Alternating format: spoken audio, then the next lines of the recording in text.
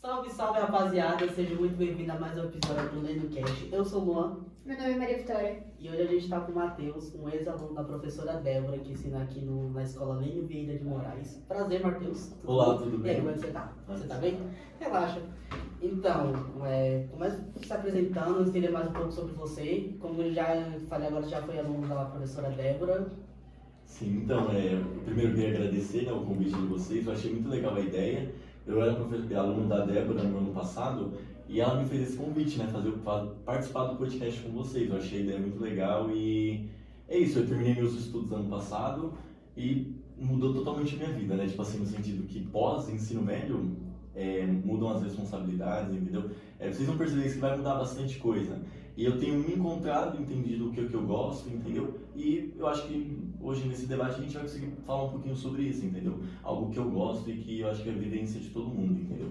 Certo, então já terminou o estudo que você falou agora, mas você ainda continua estudando para aproveitar mais, ir mais a fundo sobre o que você quer ser. Quanto mais para frente você quer trabalhar, essas coisas. Sim. Tem interesse em fazer faculdade? Se sim, em qual área? Sim, melhor? Eu sempre tive esse lado meu que leva para os meus estudos, entendeu? O meu gosto ele é muito associado ao que eu estudo, entendeu? Mas pensando em conciliar alguma coisa relacionada a mercado, entendeu? Porque a gente precisa viver, né? Ninguém aqui é herdeiro e precisa ganhar por isso. O que a gente vai fazer? Então, eu fiz o Enem ano passado e eu optei pelo curso de Direito, que é algo que me interessa também, eu gosto assim, de debater ideias, entendeu? Trocar argumentos, mas eu acho que um campo assim, que me interessa muito é as ciências sociais, entendeu? Uma área de estudo que se chama Estudos de Cultura, que você vai discutir um pouquinho sobre cultura, entendeu? Se a gente for pegar e analisar a ideia de cultura, a palavra cultura, ela tem sua origem em cultivo. Quando a gente fala em agrocultura, a gente está falando do cultivo da terra. Enfim, a ideia é cultura tem a ver de cultivar. Então, esse campo, os estudos de cultura, as ciências sociais, elas tentam olhar a cultura não como simplesmente algo do acaso, entendeu? Mas a cultura ela é a produção humana. E o que a gente produz? A gente só produz coisas boas? Quando a gente fala de capoeira, é uma cultura boa, entendeu? Fala um pouco sobre o nosso povo, sobre a nossa origem. Quando a gente fala sobre o funk, fala muito sobre a origem da periferia, da favela. Mas quando a gente fala de cultura do estupro, que tipo de cultura que a gente tem implantado, entendeu? Toda cultura é boa? Não, cultura é produção humana. E o que a gente está produzindo? O que a gente está cantando? O que as séries da Netflix estão retratando, entendeu? Então esse campo me interessa. Mas pensando em conciliar uma vida que eu preciso receber por isso, eu acho que eu vou cursar Direito, sim. Então você pretende seguir por esse ramo de Direito estudando? Sim, não que eu acho que eu vou ser um advogado, assim, atuar no campo do direito, mas eu acho que vai ser a minha formação. Depois disso eu pretendo fazer outras, então com certeza eu faria uma ciências sociais, antropologia, enfim, esses campos todos me agradam, entendeu? E eu acho que, espero que dê certo, entendeu? Então você quer cursar Direito para entender mais sobre a sociedade? Sim, porque o direito, ele dita as regras, só que a gente pensar assim, quem é que faz essas regras? Foram vocês? Não.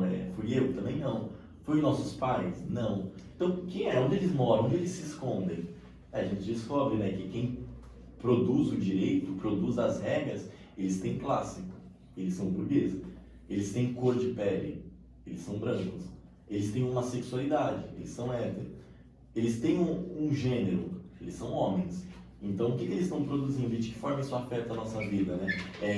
O preço do metrô, o preço do ônibus, o preço da comida, o preço do gás, isso tudo afeta a nossa vida, entendeu? Mas são regras que estão sendo decididas. E quem está decidindo essas regras, entendeu? Então, aí fala sobre decidir das regras, continuando sua fala, aí fala que é o Estado, mas o Estado é composto por pessoas. Querendo não, mas quem são essas pessoas?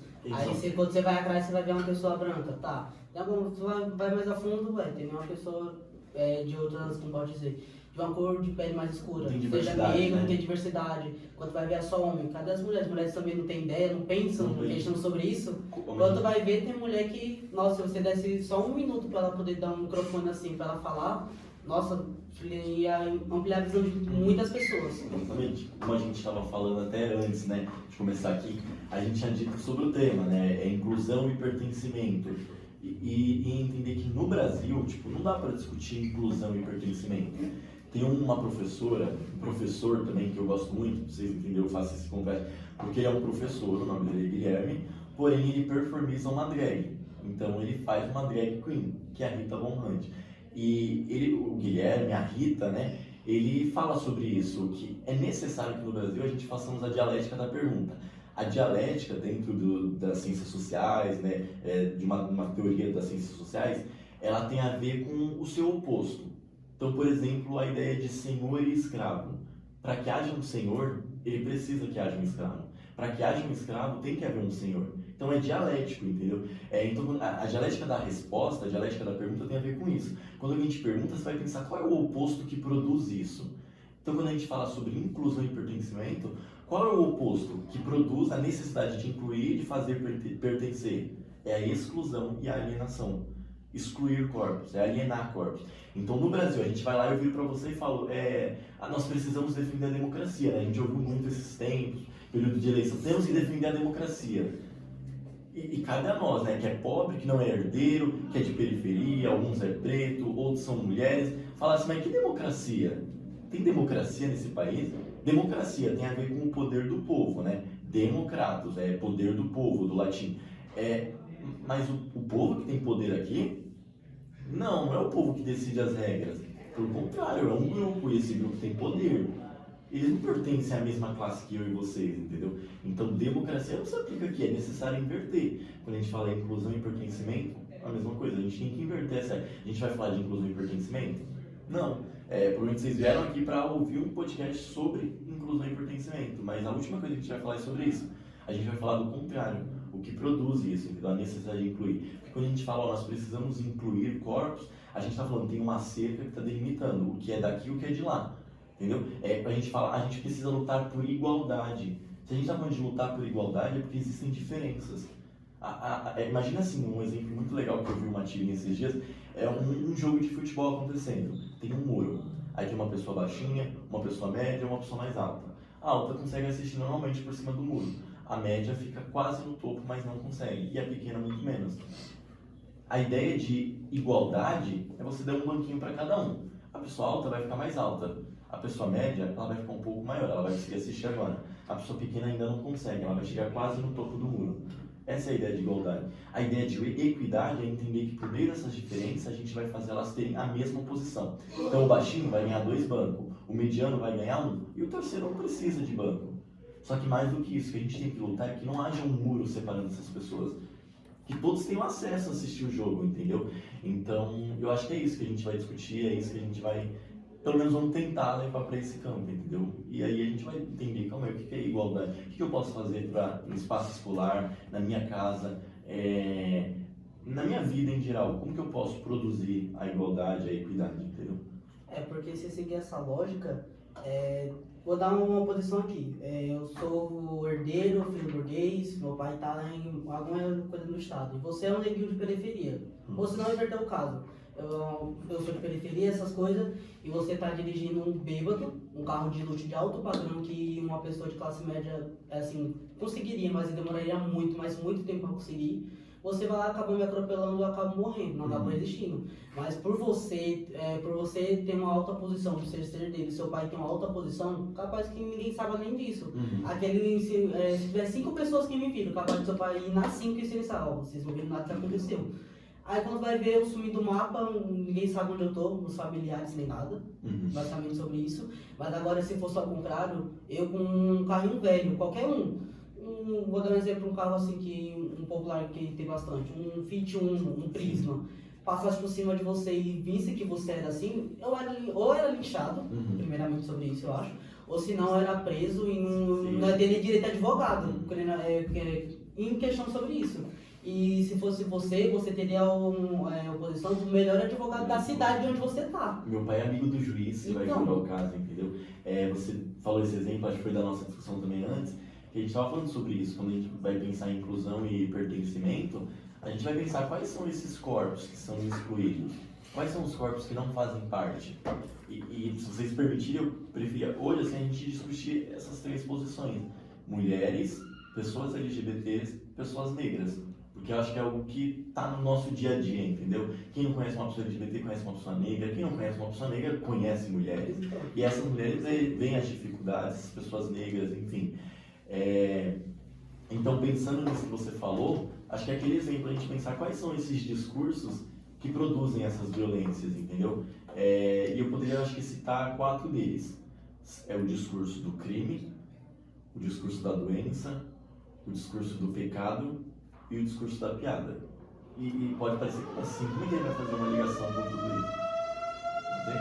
Pode pensar. A gente pensar como que a gente vai fazer uma ligação com esses 4 discursos, do crime, da doença, do pecado e da piada, usando esses 3 corpos, mulheres, pessoas negras e pessoas LGBT. Então, vou tentar. Quando a gente pensa assim, e aí é um bate-papo, tá? Eu estava lendo um livro recentemente que falava sobre isso. O nome do livro é A Pedagogia do Oprimido, do Paulo Freire. Paulo Freire ele é reconhecido como um intelectual, um dos maiores intelectuais que a Academia Brasileira produziu. Ele é um professor que ele lutou para que a educação ela seja acessível a todos. E na Pedagogia do Oprimido ele vai falar sobre uma educação que transforma.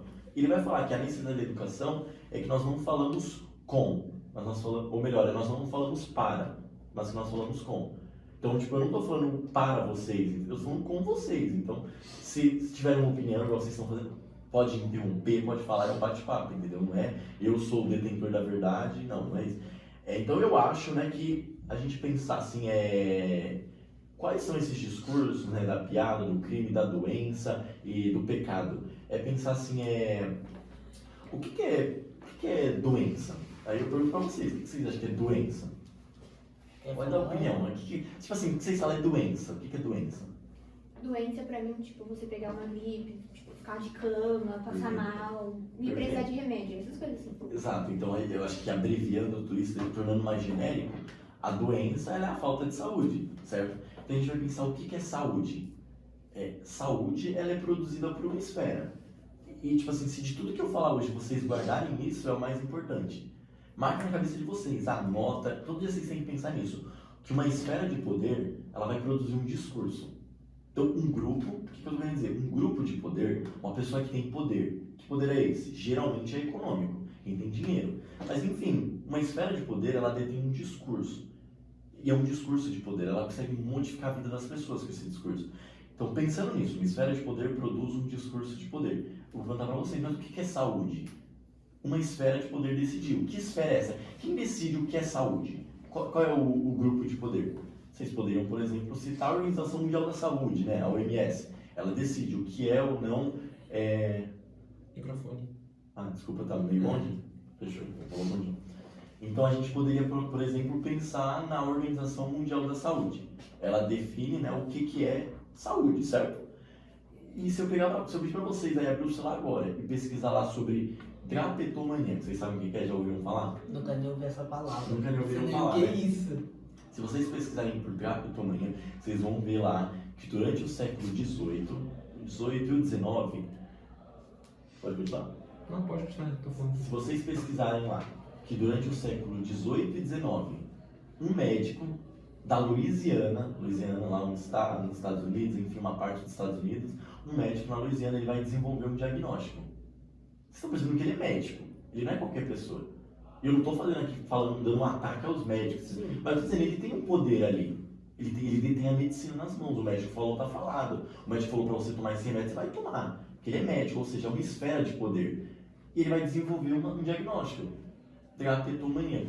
Se vocês pesquisarem, é uma doença terrível, terrível. É uma pessoa que ela está sob um regime de escravidão, é uma pessoa que ela é escravizada, ela é uma pessoa negra e que ela quer fugir. E esse médico vai chegar à conclusão que ela é um doente mental. Porque, como assim, a pessoa negra quer fugir? Não, ela nasceu para ser escravizada, né? Mas isso é ridículo. Ele não é médico, mas ele entendeu, de onde ele tirou isso? Do cotovelo, né? Ele tirou que uma pessoa negra que quer fugir, porque a escravidão ela é repugnante, ela é horrível. Eles eram torturados, ela quer fugir e ela é um doente mental. Aí eu retorno à pergunta, o que é doença? É um discurso de poder. Quem tem poder decide o que é doença. Tem uma pesquisa que mostra que 70% das pessoas que são diagnosticadas com com esquizofrenia são pessoas pobres, das classes sociais mais inferiores, entendeu? E por que isso acontece? Por que pessoas ricas não são esquizofrênicas? Porque esquizofrenia é doença para pobre, entendeu? A pessoa rica ela tem um transtorno, nananana. Então a doença ela é um discurso e ela é manobrada de acordo com a classe social que quer isso, entendeu? Beleza, seguimos por esse discurso da doença. Até 1990, provavelmente os pais de todo mundo aqui eram vivos ainda. 1990 foi, nós estamos em 2024, foram 24 anos, 34 anos atrás. Até 1990, o homossexualismo, né, com sufixo ismo, homossexualismo, que vem a ver com doença, né, nanismo, raquitismo, autismo, entendeu? O homossexualismo, ele era encarado como uma doença. Então você ter um filho homossexual, imagina o pai daquela época, tive um filho homossexual, ele é um doente mental, entendeu? Ele é um doente. E como que essas pessoas nasceram naquela época, ouvindo que elas são doentes? Dá pra imaginar? E por que se produz a homofobia? Porque até 1980, 1990, essas pessoas eram tidas como doenças.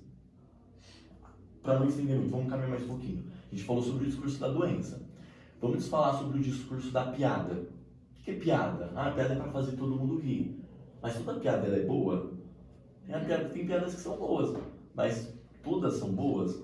Não. Então a gente vai, por exemplo, discutir sobre o maior programa de televisão ali dos anos 2000. A maior emissora de televisão também. Que era, até então era a Rede Globo, né? Sim. Ela detinha como maior emissora de televisão. E ela tem um programa, que provavelmente vocês já assistiram, né? Então eu lembro de assistir isso com a minha família, que era o Zorra Total. Tem um dos quadros, né, daquele programa, que é um dos quadros mais famosos do programa, que vai contar sobre o Alfredinho. Que mostra assim, a cena começa assim, é um pai, e esse pai ele tá lá falando sobre o filho dele, né? Ele tá com os seus, ele tá com os amigos da academia, ele tá com os amigos da empresa, ele tá no bar, bebendo uma ali com os amigos, e esses amigos vão falar, e seu filhão, como é que tá? Ele vai falar, meu filhão é o cara, ele pega todo mundo, nossa, cada dia é uma namoradinha nova, meu filhão. E chega o filho dele cheio de glitter, de purpurina, usando uma roupa extravagante, uma peruca. E ele chega, papi. E o pai, a primeira impulso do pai é olhar, tipo, disfarçando, entendeu? Com vergonha. E isso é uma piada, tá? Que é passado na maior emissora de televisão, num horário que a família brasileira tá sentada assistindo, jantando. E ele tá lá, papi.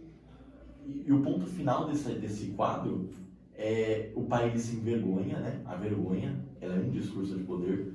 O pai se envergonha e ele vira pra tela. E nesse momento que ele vira pra tela, ele pergunta, aonde foi que eu errei? E aí acaba o programa. Então, esse pai, ele errou por quê mesmo?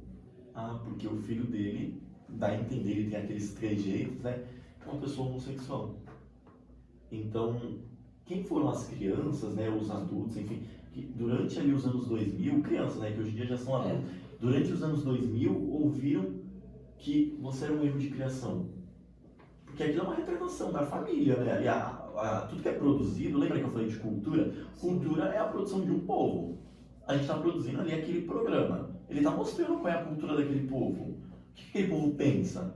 Aquele povo pensa que uma pessoa que teve um filho tal foi um erro de criação.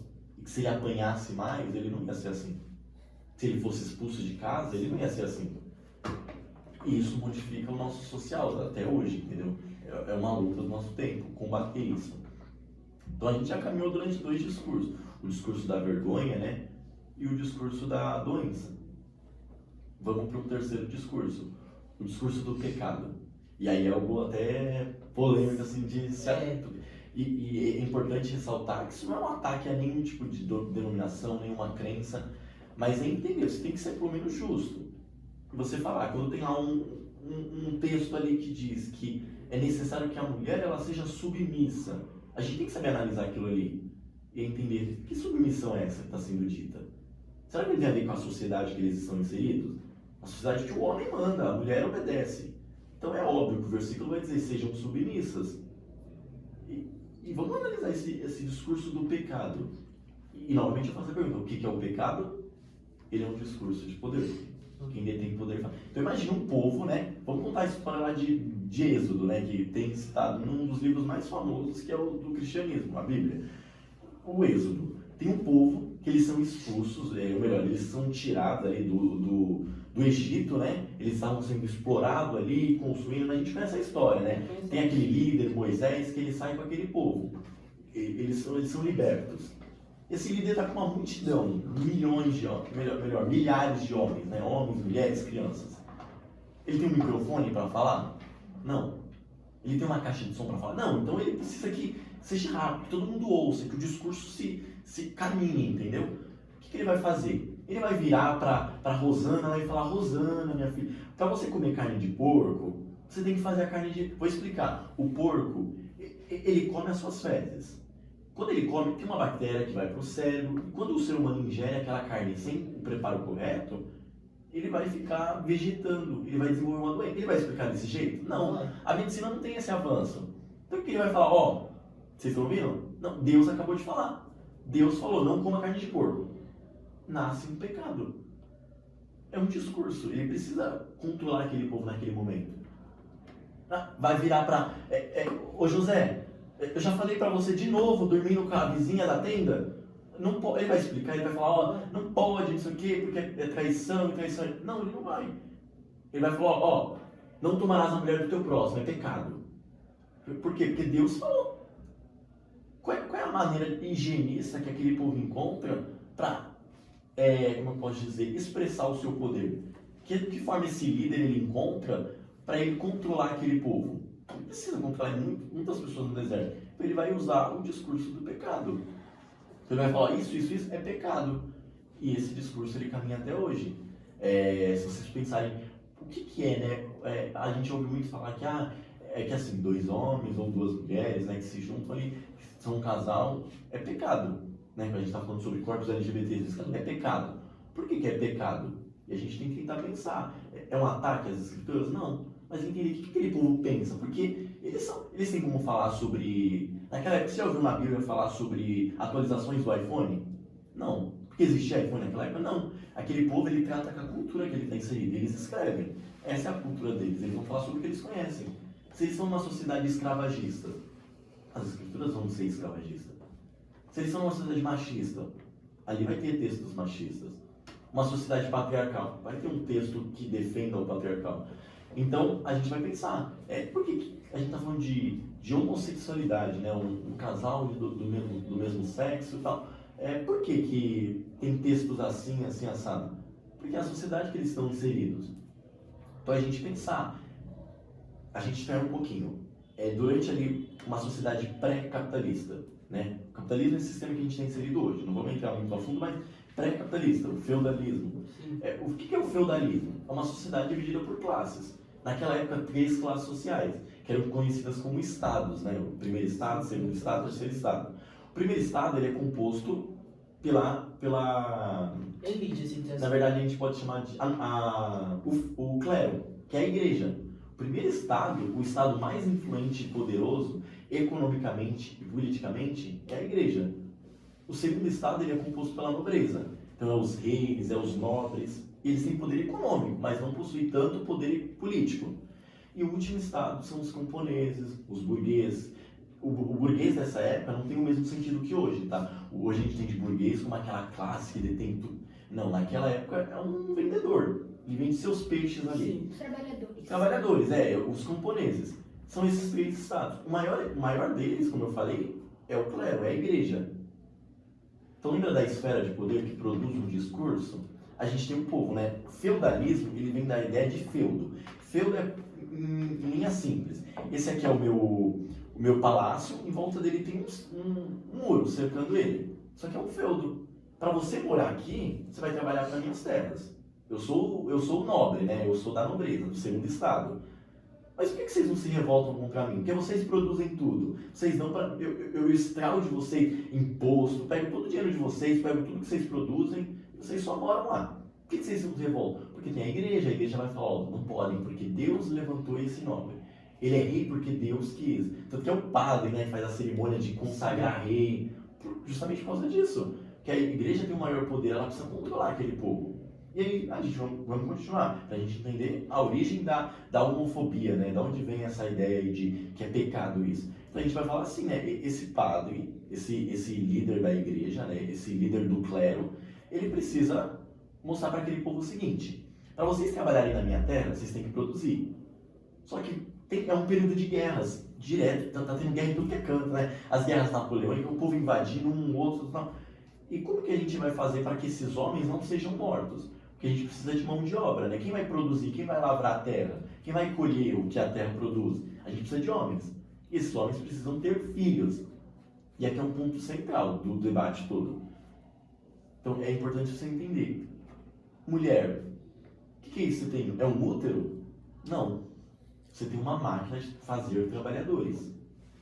Não é um útero que você tem. Você tem uma máquina de produzir trabalhadores. Homem, o que é isso que você tem? É para o seu prazer isso que você tem? Não. Isso é para produzir trabalhadores. Então, naquela época, precisando de mão de obra, precisando de trabalhadores, esse povo vai lá e, de repente, um homem ele quer se deitar com outro homem. E o órgão sexual deles não é usado mais para produzir, mas para o seu prazer. Mas e os filhos que eles têm que produzir? Não dá. Aí a igreja ela vai falar, ó, não pode isso aí, porque é pecado. Mas na verdade o que eles querem é que tenha produção, porque os homens estão indo para a guerra, estão morrendo, a gente precisa de pessoas, então a gente precisa produzir filhos, a gente precisa... Por que até hoje a gente tem essa luta, sem a questão de pautas como aborto, legaliza, não legaliza, discrimina, não... Porque o útero é importante, né? A gente precisa que a classe trabalhadora, né, quem detém ali, quem produz a vida material, quem produz o mundo, a gente precisa que eles tenham filho pro carinha da periferia dirigir 1 quilômetro para ganhar R$2 para entregar sanduíche para aplicativo, entendeu? A gente precisa de alguém para explorar, a gente precisa de trabalhador. Então, quando a gente estava lá, retornando lá ao tema inicial, inclusão e pertencimento, esses discursos, eles definem quais corpos vão ser inclusos e quais vão ser tirados de lado, entendeu? Quando você pertence a essa esfera de poder que produz esse discurso, com certeza você vai ser incluído em todos os espaços. A gente viu lá, eu até citei com vocês, o caso aconteceu na semana passada, essa semana, vamos dizer, hoje é terça-feira, né? Do caso de estava tendo uma greve lá no metrô, tal, sobre a tarifa, né, que é um preço absurdo para pegar transporte cheio, demorar, enfim. E um rapaz, ele pulou a catraca para atravessar. E ele foi morto. Então, tipo, se eu acho que isso não gera em você uma revolta de falar, ele é um dos meus, porque ele pertence à minha classe. Como vocês é dono do McDonald's? Algum de vocês é dono da Uber? Algum de vocês é dono de uma grande empresa da... Não. Algum de vocês o sobrenome é Musk? Não. Então vocês não têm o poder que esses caras têm. Então quando a gente pensa isso, a gente fala, eles são da mesma classe que eu. Eles estão lascados, a classe dos lascados, entendeu? Então é uma questão de ter uma consideração, de pensar, é isso que vale a minha vida. Então, se qualquer dia desse eu decidir pular a catraca do metrô, eu vou levar um tiro da polícia e minha vida valeu R$5. Porque o que a gente está vivendo hoje, parece que para eles é mais importante cobrar 5, algum valor, 5,30, 5,40, do que ter uma vida. Exatamente. Porque, que nem falando você, porque o que a mulher tem não é útero, mas sim para poder fazer trabalhadores. Então, quando existir isso, eles não vão importar com quantas vidas ela acabar, porque sempre vai ter uma mulher para poder continuar esses serviços, dizendo assim, que é do que eles veem como serviço. E continuando sobre o negócio que você citou sobre a igreja antigamente, porque a igreja antigamente, fala que nem você, era sempre a primeira igreja, para depois vir os reis, para depois vir os burgueses, os camponeses, e por aí. E querendo ou não, porque antigamente a igreja tinha um poder muito influente.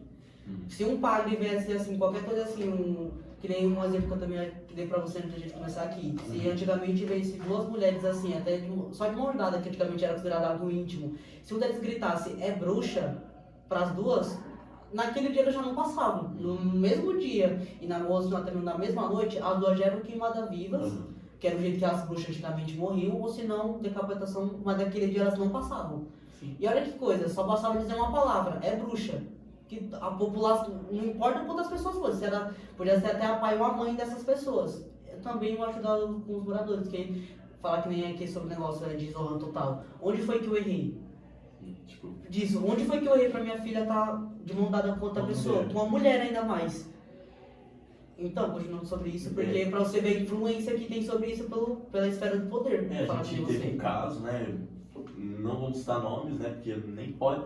Mas a gente teve um caso de uma pessoa muito famosa aí, né? Que tem muito poder, que diz que a última filha foi uma mulher porque ele deu uma fraquejada. E se vocês ouviram isso, vocês vão saber quem eu tô falando.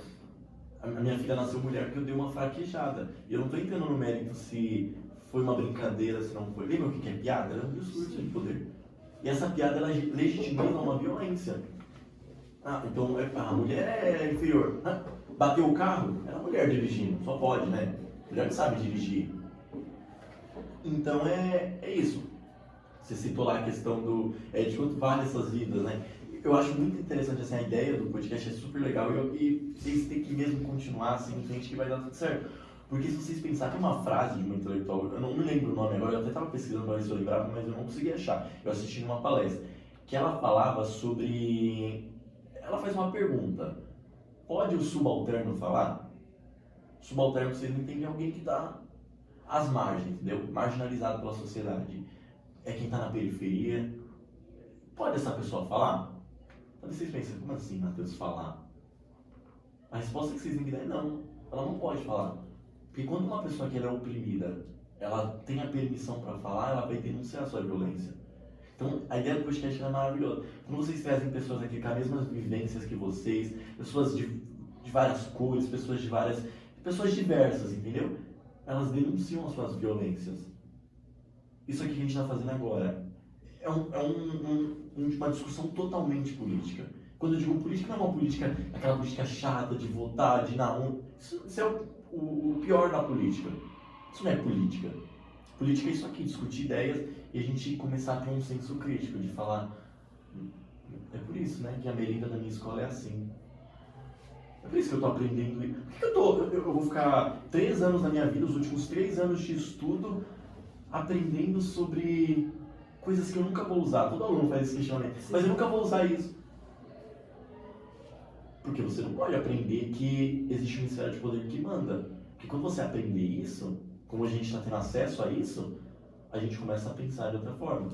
E esse pensar, ele vai mexer com uma estrutura de poder. Você está mexendo com pessoas perigosas, pessoas que detêm poder. Então, é importante que a ideia do novo ensino médio... Por que a gente tira aula de sociologia, filosofia, nananana? Porque essas são as matérias que elas dão possibilidade para o aluno pensar. Para o aluno falar, nossa, mas eu todo dia tenho que estudar, a merenda da escola é essa, e na época onde eu estava estudando, no passado, teve um problema com a tomada da sala de aula. E a tomada quebrou, e acreditem, ficou tipo 3 meses para funcionar. A gente às vezes ficava no escuro, por conta, era bem iluminado, né, durante a manhã, mas ficava no escuro.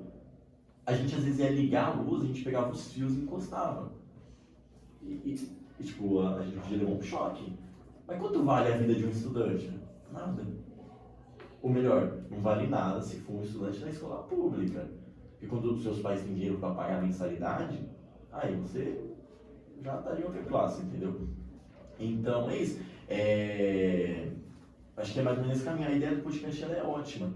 E entender que por meio dessas palavras, conforme a gente vai falando, vai agregando algo, isso modifica totalmente tudo, entendeu? Tem um estudo que é feito que um profissional ali, se não me engano, de antropologia, um professor, ele visita uma tribo indígena.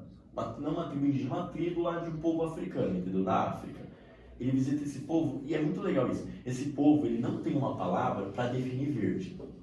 Então, como assim? Eles não conhecem verde. Se eles veem algo verde, eles não têm um nome para aquilo, entendeu? Não tem um nome. Igual a gente, tem várias tonalidades de várias coisas. A gente sabe amarelo, verde, azul, mas... E a mistura de amarelo e azul? A gente não sabe o nome. Às vezes até tem, mas a gente não sabe. Esse povo não tem um nome para verde. E esse professor faz o seguinte, ele coloca... Ou melhor, ele não tem uma cor para azul, desculpa. Ele não tem um nome para azul. Eles não sabem o que é azul. Eles colocam várias tonalidades de verde, vários tons de verde. Eles sabem o nome de cada tom de verde. Um eles chamam de verde, não sei das quantas, não sei da... Cada um tem o seu nome, eles têm nome para vários tons de verde. Eles vivem no meio da mata, eles conhecem as plantas. Olha, essa daqui é mais escura, essa daqui é mais assim, essa daqui é mais... Eles têm nome. Pro azul eles não têm. Então ele tem várias cores verdes, é claro, se eu conseguisse pegar a imagem, eu mostrava para você. Vários tons de verde e tem um azul. É nítido, pra gente é nítido. E eles perguntam, mas qual que é o azul aqui nessa imagem? Eles não sabem, eles não enxergam o azul. E faz o contrário, pra gente. Coloca vários tons de verde e pergunta aqui qual é diferente. A gente não percebe, porque pra gente tudo é diferente, é tudo verde, sabe? Mas existe um diferente, aquele povo ele reconhece, eles têm um nome para cada um. O que eu tô querendo dizer? Que se algo ali não tem um nome, se a gente não dá nome para as coisas, elas passam desapercebidas. Se eles não têm um nome para azul, passa desapercebido. Qual é importante a gente discutir feminicídio? Às vezes você nem sabe o que é feminicídio. Eu ouvi falar que é número de mulheres mortas. Qual é a necessidade de a gente... Mas isso não é assassinato? Pessoas morrendo, assassinato. Por que a gente tira e fala feminicídio? Porque não são mulheres que simplesmente foram mortas. Foram mulheres que foram mortas porque elas são mulheres. O que quer dizer? É o ex-marido. Ele acha que ele é dono dela. Ele não vê ela como uma parceira, que quando ela quiser acabar, ela acabou. Mas ele acha que ele é dono. Ela foi morta porque ela é mulher. Porque se fosse inverso, ele não ia matar. Ou melhor, se ele fosse uma mulher e ela fosse um homem, dificilmente acontece, mas... Feminicídio é uma mulher que foi morta pelo pai, pelo irmão, porque ela saiu com uma roupa curta. Ou até mesmo por conta de motivos de brigas. Exato. Mas a briga, a intenção é porque ela é mulher. Não foi que ela foi morta num acidente de trânsito. Não. Não foi porque ela foi morta, não. Ela foi morta porque ela é mulher. O gênero dela tem alguma coisa a ver. Então é importante a gente dar nome às coisas. É importante dar nome azul pra gente enxergar o azul. Se a gente não dá nome para feminicídio, a gente acha que é assassinato. Então é importante. A gente vai falar de... A gente já cansa de ouvir palavras terminadas em fobia, né? LGBTfobia, homofobia, transfobia, aí tem o racismo. Tanto preconceito. O pessoal fala, mas pra que tanta coisa? Porque se a gente não dá nome, a gente não enxerga essas pessoas. Aí vem lá, pode o subalterno falar? Não, ele não pode.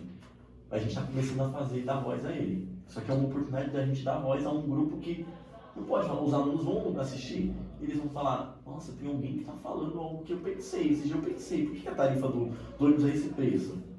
Porque agora o subalterno está falando e a gente vai falar. E a gente vai mexer com quem não quer que a gente, mas a gente vai falar. E eles gostem ou não, a gente vai falar. Entendeu? Então é importante isso. Porque falando sobre esse negócio o feminicídio que você acabou de citar. Porque voltando sobre isso, só nós voltamos tópicos atrás, que nem falar com você sobre quando eu disse na Bíblia, mulher ser submissa ao homem. O homem manda, a mulher obedece. Então, tem suas origens, falar que nem você. Se isso está escrito ali, é porque naquela época isso era totalmente comum. Era comum o homem falar assim, vou sair para trabalhar, daqui 2 horas eu quero que a casa esteja limpa e o almoço seja feito. 2 horas eu vou... Quando ele voltar, tá lá. É muito legal, o tema da redação do Enem, que eu fiz no ano passado, falava sobre isso, né? Falava sobre os desafios para a valorização do cuidado realizado pela mulher no Brasil, né? O cuidado não valorizado. Então é sobre isso, sobre mulheres que elas estão em casa, elas trabalham. Cuidar de filho é fácil, lavar roupa é fácil, cozinhar é fácil. Se ela não faz essas coisas, o marido precisa trabalhar, certo? Se ela não faz, ele consegue trabalhar porque ele tem um filho. Ela não fez sozinha. Então ela precisa, ele depende dela, entendeu? Então ela está exercendo um trabalho, só que não é remunerado, ela não recebe por isso. E no final da vida, ela vai conseguir se aposentar? Não, porque ela não contribuiu. Então o desafio, esse tema da geração é perfeito. A gente tem que discutir a situação dessas mulheres. Cuidar, colocar fralda, fazer comida, não é destino natural da mulher. Não é sempre foi assim, sempre vai... Não. Existe uma esfera de poder que ela legitimiza um discurso. Tem um intelectual, não sei se vocês já ouviram falar, estudaram sobre ele, que é o Karl Marx. Tem uma frase dele famosíssima. Ele vai falar que o discurso dominante, ele é o discurso da classe dominante. Ou seja, o que a gente entende como regra, alguém produziu. E é uma classe dominante, ela detém poder. O que eles desfilem está definido, entendeu? Então é isso, a gente pensar assim, nada é natural, tudo é um processo histórico. Onde vem, como você citou, da onde vem ali a ideia de que a mulher tem que se vestir tal, porque ela atrai, porque assim, a mulher se veste assim, Já pensou quando a gente discute como a mulher se veste? Quem é o corpo que está sendo colocado ali em debate? É o da mulher? Não. A gente está falando do homem. Lembra da dialética que eu citei lá no início de no Brasil é necessário fazer o inverso? A gente vai discutir a mulher se vestir. É o da mulher que a gente tem que discutir? Não, a gente vai discutir o do homem. Porque é aquele corpo, o corpo masculino, que legitimiza a violência contra o da mulher. Você tem que se vestir assim porque o homem vai te olhar. Porque se fosse uma sociedade só de mulheres, tanto faz como você se veste, né? Todo mundo é igual ali, mas é o caso do homem. Então é isso, é o seu oposto que produz aquilo. Você tem que se vestir assim, você tem que se comportar assim. E ao todo tempo, lembra, o discurso dominante é o discurso da classe dominante. A todo tempo essa classe, ela está impondo as suas regras. Quando a criança nasce, a gente tem aquele debate sobre transexualidade, né? Que surge a transfobia, que é necessário discutir isso. Que menino veste azul, menina veste rosa. Nasceu com o pipi, é um menino, nasceu com o tananã, é uma menina. E a gente hoje em dia começa a discutir isso. Será que é isso mesmo? Será que não é um discurso que alguém definiu isso? E eu não estou querendo saber se vocês concordam, mas é um campo a ser discutido, entendeu? Então a gente fala assim, menino veste assim, menina veste assim. Quando a gente cresce, desde pequeno a gente está tendo o quê? A gente tem lá os policiais do gênero. Eles estão falando, senta aqui mocinha. Vai ser natural, né? Mulher senta assim, né? Naturalmente. Por que tem alguém que te ensina? Né? É natural. Não era pra você nascer fazendo isso? Isso é brinquedo de... rosa é brinquedo de menina. Azul é de menino. Mas se é natural, por que eles ensinam, né? Você precisa ensinar algo que é natural? Não. Tem um filósofo, ele chama Foucault. O Foucault, ele fala sobre isso, tem um livro dele, que ele vai contar a história da sexualidade. E o título do livro já é muito interessante. Quando a gente vai falar a história da sexualidade, vocês já ouviram falar sobre a história da abóbora? Já leram esse livro? Não. Vocês já ouviram falar sobre a história da batata? Não, porque é natural. O que é natural não tem história. Quando o Foucault fala, eu vou falar sobre a história da sexualidade, ele está dizendo que a sexualidade não é natural. Não é que o ser humano nasce com uma sexualidade.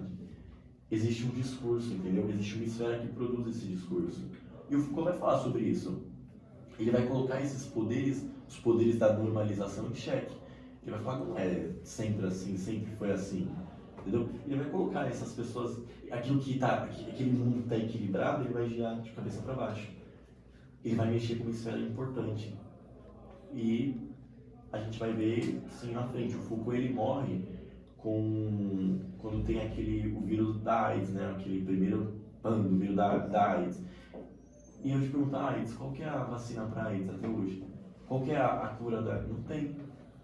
Porque durante muito tempo, a AIDS foi doença de viado, entendeu? Fala mais perto aí. Tá longe? Tá. Fechou. Então a gente pensa, não tem cura para AIDS. Não tem solução para isso. Por quê? Porque a AIDS é doença de viado. A AIDS é doença de sapatão. A AIDS é doença de travesti. Mas por que a gente vai curar a AIDS? Não, vai morrer, entendeu? Enfim, então é isso. Eu acho que o tema ele abrange tudo isso. Entendeu? Dá pra gente discutir todos esses corpos. E a partir daí a gente começar a discutir como que no ambiente escolar a gente pode fazer para reverter essa situação. Através do como que a gente pode trabalhar na eletiva, o que a gente pode trabalhar na aula de história, na aula de filosofia, qual obras a gente vai estudar. Por que lá na lista de leituras obrigatórias para o ensino médio, para o Enem, por que não tem autores pretos? Porque o subalterno não tem que falar, porque quando ele fala ele denuncia, entendeu? Então, acho que é isso. Desculpa te atrapalhar, mas você mesmo disse que, quando a gente nasce, a gente já tem, que escolher a cor. O menino usa rosa, o menino usa azul. Se o menino usa azul, ele já começa a ser julgado pela sociedade. Uhum. E como eu também já cresci com alguns amigos meus brincando de boneca, já foi julgado pela família por jogar, já ficou de castigo por jogar. Isso já vem, o julgamento já vem lá de trás, não vem de agora, certo? Exatamente, porque a gente precisa de mulheres. Onde a mulher tem que estar? Vamos lá, respondem. A mulher tem que estar na cozinha, né? É o lugar da mulher. Vocês discordam? Não, a norma diz isso. Não, eu não tô dizendo norma, pelo amor de Deus. Eu tô dizendo que a norma diz isso. O lugar da mulher é na cozinha, ué. A mulher tem que estar em casa cuidando dos filhos. Então a gente precisa... Qual que é o brinquedinho da menina? É a bebezinha. Vocês percebem que é um treinamento? A gente cresce sendo ensinado. Qual é o brinquedo do menino? É o carrinho. Qual é o brinquedo do menino? Ele vai montar a casinha, ele vai montar as peças, porque ele vai ser engenheiro. entendeu? Ele vai poder correr na rua, correr no parque e se divertir. A roupa dele é uma calça, um short, que ele vai poder ser livre. O corpo dele tem liberdade. O da menina não, é um corpo restrito, entendeu? Ela não tem as mesmas liberdades, entendeu? Então por que desde pequeno tem esse julgamento? Você tem que usar essa cor, você tem que brincar com esse brinquedo. Porque o que acontece se os meninos quiserem brincar de boneca e brincar na cozinha? Essa estrutura de poder que diz homem é aqui, mulher é lá, ela vai ser destruída. Talvez é isso que a gente tem que buscar. Destruir essas estruturas, entendeu? Talvez, não dando ideia pra ninguém, mas talvez o nosso objetivo seja esse. Desconstruir a regra. Ah, é regra? Ah, funk, né? Mas funk é música de maconha. Por que o funk é tão mal visto? Porque o subalterno tá falando, o cara da periferia ele tá contando a violência. Ele fala que o sonho dele é sonhar que a favela tava linda, que as paredes elas tinham tintas, que as casas eram pintadas, que a comunidade brincava. E isso ele tá denunciando uma violência, entendeu? Porque o que eu falei, continuando aquilo lá sobre o subalterno pode falar, porque querendo ou não, porque se o homem começar a falar, ele vai denunciar, porque justamente o que as pessoas que estão lá no topo têm medo é dessas pessoas que são da periferia chegar ao topo, porque sabe, quando chegar ao topo vai ser diferente, vai quebrar essa regra. Falar que nem ela tinha acabado de falar sobre um menino brincando de boneca e se do nada uma menina pegou um carrinho azul do irmão pra ficar brincando. A pessoa vai chegar e vai julgar, tipo, nossa, o seu filho já é, né? Já é. Ah, sua filha tão bonita, vai gostar de outra mulher, vai ficar com outra mulher. Como ela é masculina. Como ela é masculina. Aí você pergunta, mas por que? Vê, não, tá brincando de carrinho. E por que meu filho vai ser, ele é? Tá vendo? Não, tá brincando de boneca. Exatamente. Porque desde os tempos assim, primórdios que uma pessoa teve essa esfera do poder e falou assim, tal, azul é menina e rosa é menina, é regra, ninguém muda, até hoje está sendo seguido. Exato. E entender, tipo assim, qual é a nossa luta? É contra os pais que ensinam isso? Não. Porque eles aprenderam assim. Quando a mãe vira pro filho, não, vamos comprar esse brinquedo. Não, é brinquedo de menina. Onde eu trabalho, esse dia foi um cliente tal, ele levando lá o filho para escolher o brinquedinho e tal, e ele falava isso, ele falou isso pro filho, não, esse aí é de menina. E tipo, era um bonequinho, era um ursinho, eu pensei, de menina? Como assim? Fala isso com uma criança de 5 anos de idade, a criança não vai saber o que é brinquedo de menina. Exatamente. Para ele é tudo brinquedo. E se é brinquedo de menina, e é só pensar, é bem fácil, né? Ele é um menino. Então ele deveria ser um menino, né? Que menino é regra. Então ele tem aquele destino traçado. Ele não vai cuidar da casa, ele não vai cuidar dos filhos. Ele é menino. Então ele não deveria ter preferência por brinquedo de menino? Não. Não é regra, gente. Só que no DNA tá escrito, sua cor favorita vai ser azul. Isso é cultural, é construído. Então quando o pai vira pro filho e fala, isso é brinquedo de menina. E a criança fica meio assim, mas eu quero esse, eu gosto. É óbvio, ela é criança.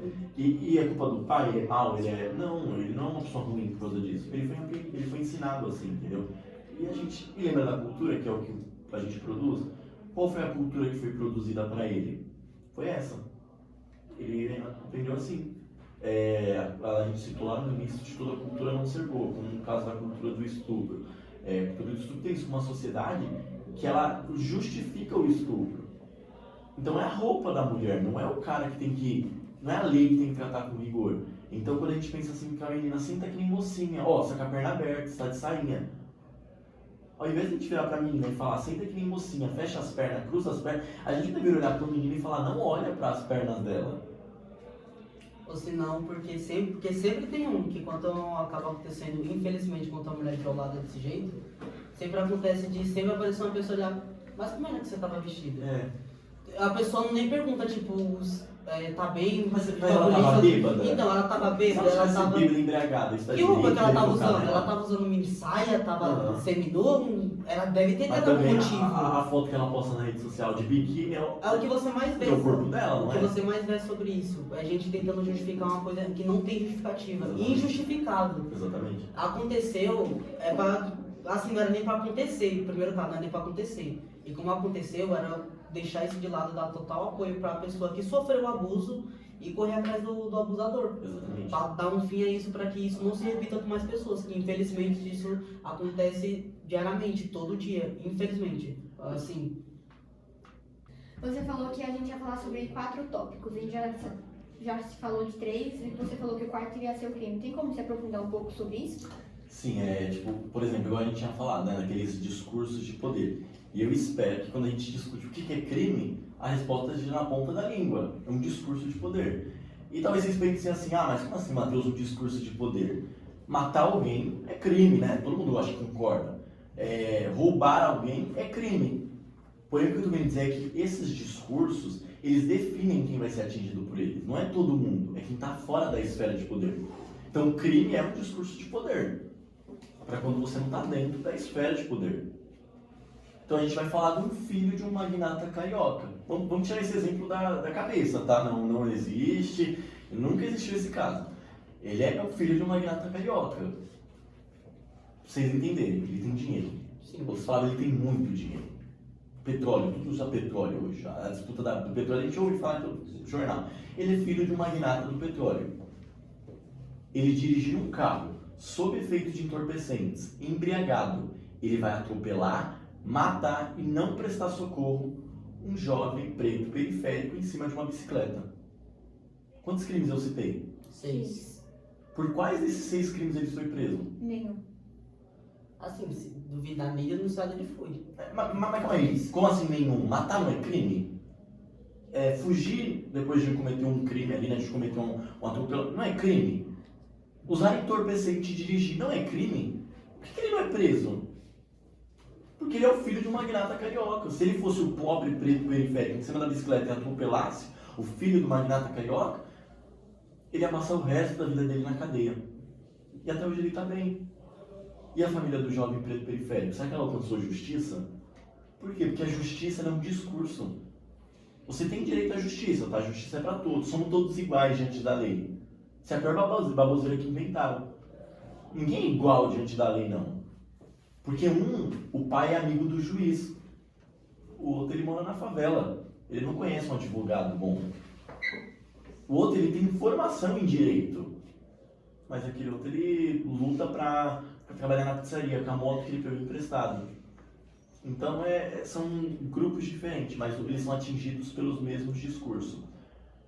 E eu acho que a partir disso a gente começa a discutir, tá, a gente trouxe um monte de problema.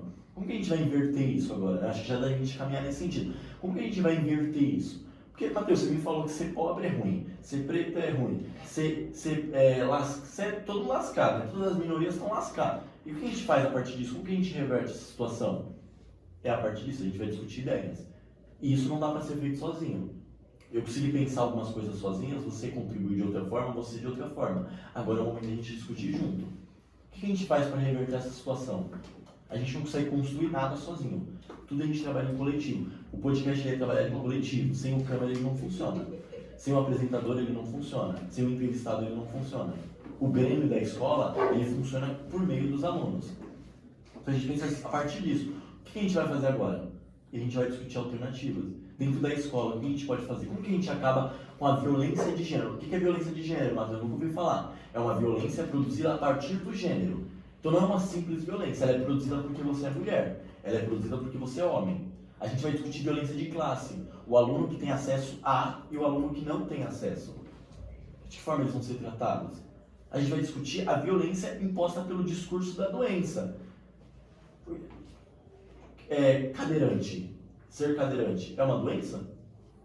Normalmente você fala assim, né? Ser cadeirante é doente. Você tem uma deficiência visual, você é doente. Uma deficiência auditiva.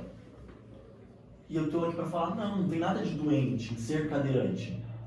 A pessoa cadeirante, ela tem a dificuldade na locomoção dela nas pernas.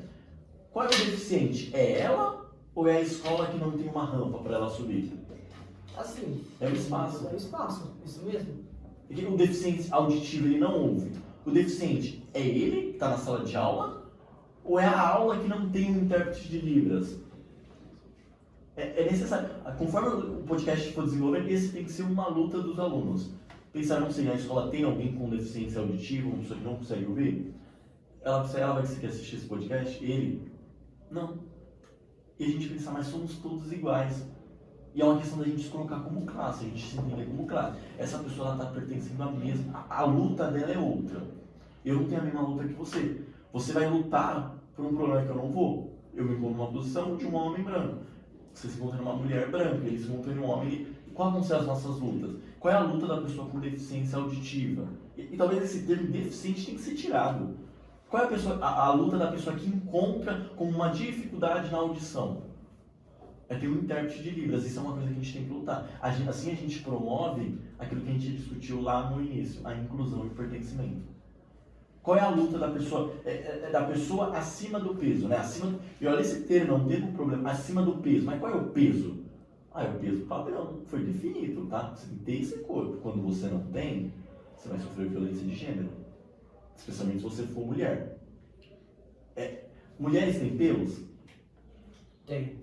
Tem, mas deixa crescer um pouquinho do cabelo aqui. Deixa a mulher crescer pelos nas axilas. Eu não estou entrando no mérito, tá, Matheus? Eu acho bonito, eu não acho. Eu estou discutindo cultura, que é o que nós produzimos. Mulher tem pelo? Ela tem.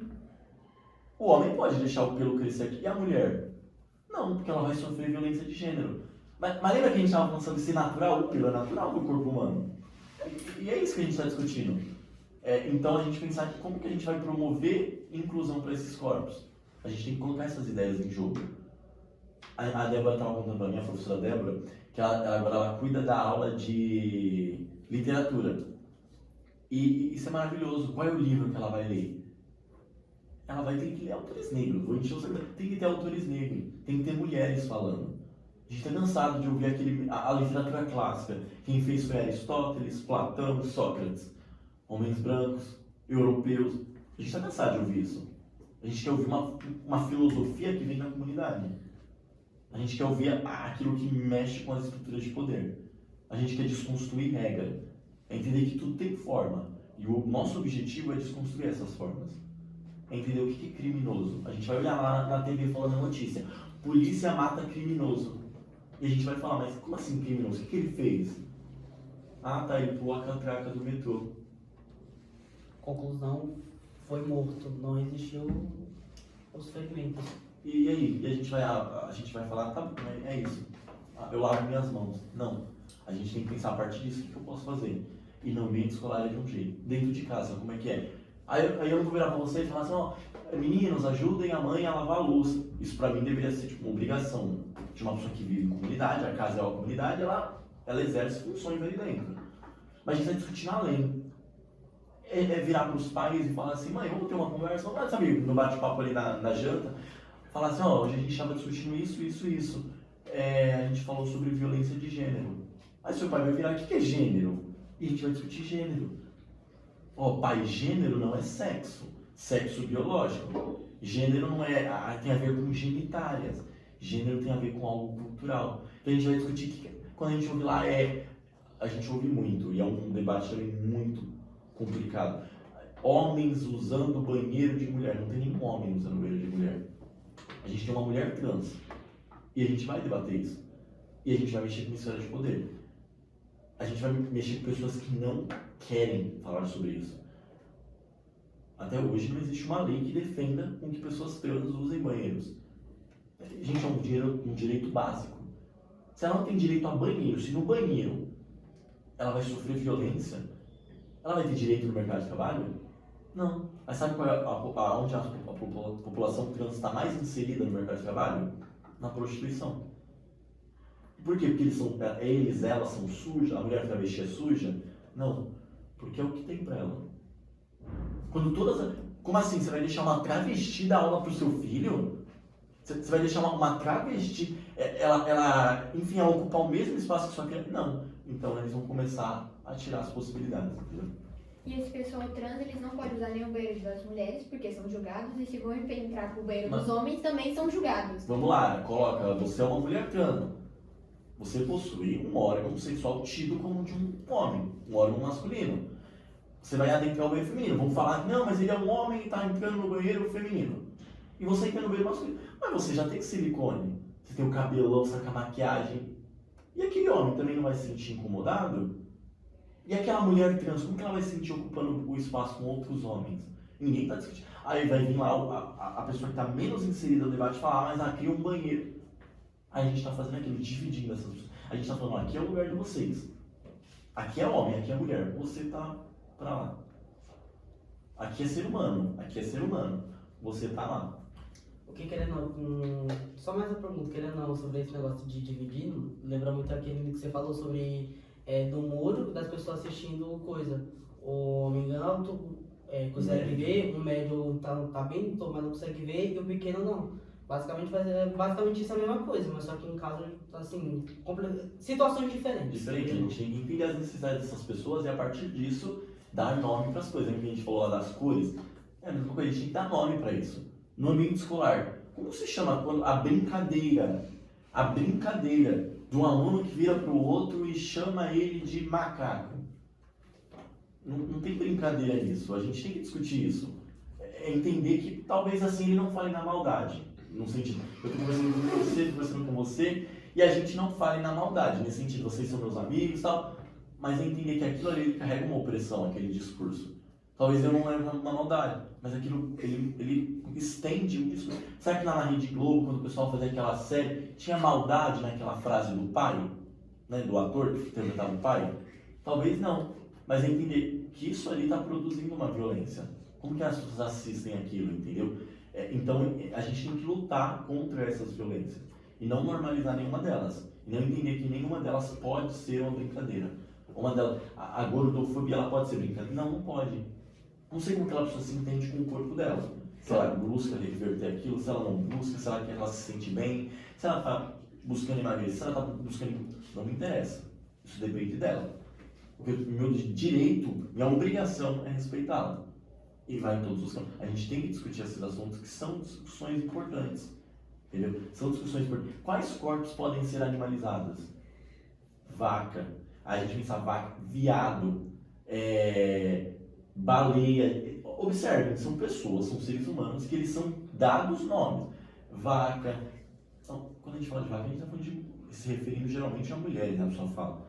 É uma minoria, é um corpo minorizado. Baleia, pessoas gordas. Quando a gente está falando macaco, quando a gente está falando de, enfim, quais corpos podem ser animalizados? Vocês percebem que são sempre os corpos minorizados? Sim. Porque a palavra, o que a gente fala, está descrevendo a nossa cultura. Nunca que o que a gente fala está desconectado da cultura. Está intrínseco. Então, quando a gente fala na brincadeira isso, a gente está cristalizando a cultura. A gente está falando, é assim que meu povo pensa. Entendeu? Como que o Brasil ele é enxergado. É o país do futebol. É o que ele mostra. É o país da mulher fácil. Porque no comercial da cerveja, ela sempre vai estar de biquíni, ela vai levar a cerveja pro cara, e ela não somente vai colocar a cerveja na mesa, ela vai se debruçar, eles vão olhar para ela, eles vão rir, eles vão... É isso que a gente mostra, é o que nossa cultura produz. Entendeu? E a gente vai pensando em meios de acabar com isso. A gente vai informar, a informação ela é... O Paulo Freire, que é aquele que eu citei lá no início, ele tem uma frase que diz assim, que a educação ela não muda o mundo, mas pessoas educadas mudam o mundo. Quando a gente vai discutir a uva, né, ele é um educador, ele é um pedagogo, ele vai discutir uva, U com V com A, uva não serve de nada. Quando a gente vai discutir uva, a gente tem que virar para o estudante e falar, a uva que a Eva viu, Eva viu a uva. A gente vai discutir as palavras. Antes de discutir as palavras, a gente tem que discutir o mundo. Isso é um apelo aos professores. A gente tem que discutir, Eva viu o ovo. A gente tem que falar, quem é Eva? De quem é essa uva que a Eva viu? Essa uva é da Eva? A Eva vai plantar essa uva? Ela vai colher? Quanto que ela vai receber para isso? Essa uva que a Eva viu vai virar vinho? A Eva vai poder beber desse vinho? Ah não, o vinho é da elite. A vinho pertence a outra classe. Então a gente está colocando o mundo em xeque, a gente está discutindo isso. É uma discussão material, a gente vai pegar o mundo e a gente vai colocar na mesa. E é uma união, professores, alunos, a diretoria, o Grêmio e todos. Através disso a gente tenta modificar pelo menos o nosso mundo. O espaço escolar. E daqui, saindo daqui, se pelo menos uma pessoa mudar a sua mentalidade referente a gente fez o nosso trabalho. Se um professor tiver uma nova forma de educar, uma educação que liberta, a gente fez o nosso trabalho. Entendeu? Então, Matheus, obrigado pela sua participação. Eu praticamente gostei muito desse papo. Assim, sair daqui, estou tendo vários tipos de pensamento que eu estou vendo agora a partir de outra forma. Gostei muito desse bate-papo, fico muito agradecido por você ter tirado um pouco do seu tempo para ter vindo para o nosso humilde estúdio, que está crescendo ainda aos poucos, o nosso humilde podcast. Espero que venha muitas pessoas que nem você com com a visão fixa que, assim, que ajude, porque, por exemplo, eu não entendia nenhuma vírgula desse assunto, mas graças a você eu entendo agora mais do que uma palavra. Graças a nós, né? Porque nós Então, colocamos essa nós ideia, três aqui, nós construímos. estamos discutindo sobre isso. Muito obrigado. Espero que tenha uma próxima vez que você possa vir aqui para nos ensinar muito mais sobre isso, porque nós, no Estúdio Crescimento, com certeza vai ter uma melhorada. E é isso. Muito obrigado pelo seu tempo, que você deu a nós. E é isso. É isso, mas aí eu queria agradecer mesmo pelo convite de vocês, pelo convite das professoras, e eu gostei muito. E se me convidarem, eu volto. Se um dia a gente tiver que ter um diálogo com os alunos, pegar uma aula, a gente... Tô dentro. E da próxima vez que tiver, vai ser você a Débora. Fechou. Vai ser você a Débora aí do outro lado, você do que Calma, eu a gente vai estava. discutir. É isso, pessoal. Vocês que estão acompanhando, estavam acompanhando até agora. Espero que vocês tenham gostado. Esse foi o episódio de hoje com o nosso grande amigo Matheus, ex-aluno da professora Débora.